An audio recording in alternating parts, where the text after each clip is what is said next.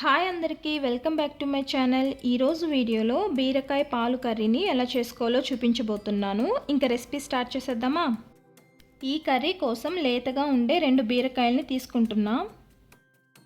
ఈ బీరకాయల్ని నీట్గా వాష్ చేసుకున్న తర్వాత ఎడ్జెస్ని కట్ చేసి పైన ఉండే పొట్టుని పీల్ చేసుకుందాం. ఈ విధంగా బీరకాయ పొట్టుని సపరేట్ చేసుకోవాలి. మనం తీసిన పొట్టుని పడేయకుండా బీరకాయ తొక్కు పచ్చడి కూడా చేసుకోవచ్చు.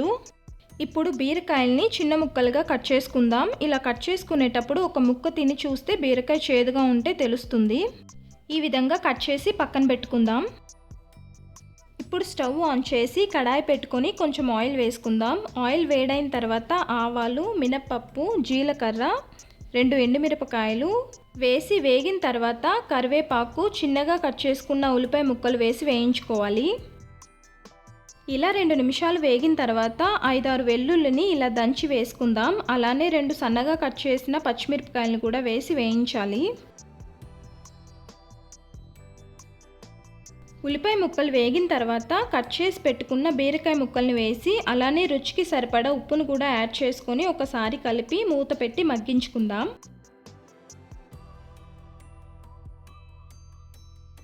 టూ మినిట్స్ తర్వాత బీరకాయ ముక్కలు కొంచెం సాఫ్ట్గా అయ్యాయి. ఇప్పుడు కొంచెం పసుపు, ఆల్రెడీ మనం ఎండుమిరపకాయలు, పచ్చిమిరపకాయలు వేసాం కాబట్టి కారం కొంచెం తక్కువే వేసుకోవాలి. అలానే 1/2 టీ స్పూన్ ధనియాల పొడి వేసుకొని అన్నీ కలిసేలా ఒకసారి కలిపి ఉడికించాలి. ఇందులో మనం వాటర్ ఏమీ యాడ్ చేయనవసరం లేదు. బీరకాయల్లో వాటర్ కంటెంట్ ఎక్కువ ఉండటం వల్ల ఈ వాటర్తోనే ముక్కలు బాగా ఉడికిపోతాయి.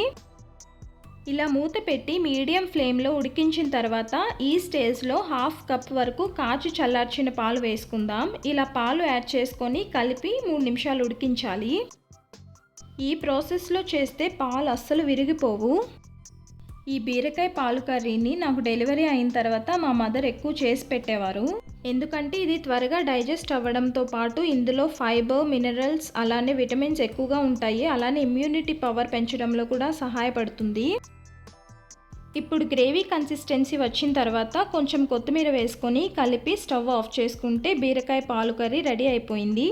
ఇది రైస్లోకే కాదు, చపాతీ, రోటీల్లో కూడా సర్వ్ చేసుకోవచ్చు. మీరు కనుక ఇంతకుముందు ఈ రెసిపీ ట్రై చేయకపోతే తప్పకుండా ట్రై చేసి రెసిపీ ఎలా వచ్చిందో కామెంట్ చేయండి. వీడియో నచ్చితే లైక్ చేసి మీ ఫ్యామిలీ ఫ్రెండ్స్కి కూడా షేర్ చేయండి. ఇలాంటి మంచి రెసిపీస్ కోసం ఛానల్ని సబ్స్క్రైబ్ చేసుకోవడం మాత్రం మర్చిపోవద్దు. Thank you for watching.